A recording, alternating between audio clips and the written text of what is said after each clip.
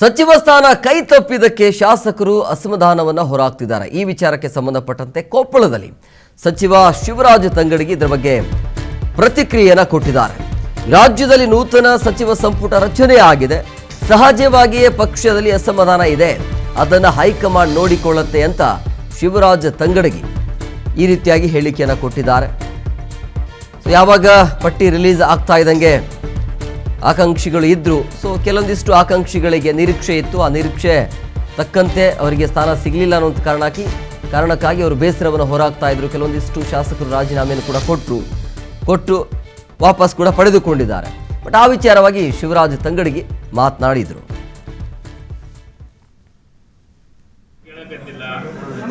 ನಾನು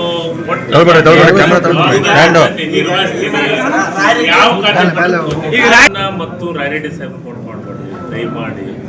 ಅದಕ್ಕೆ ನಾನು ಸಣ್ಣವನೇ, ನಾನು ಬಸವಣ್ಣನ ತತ್ವದೊಳಗ ಹೊಂಟೀನಿ.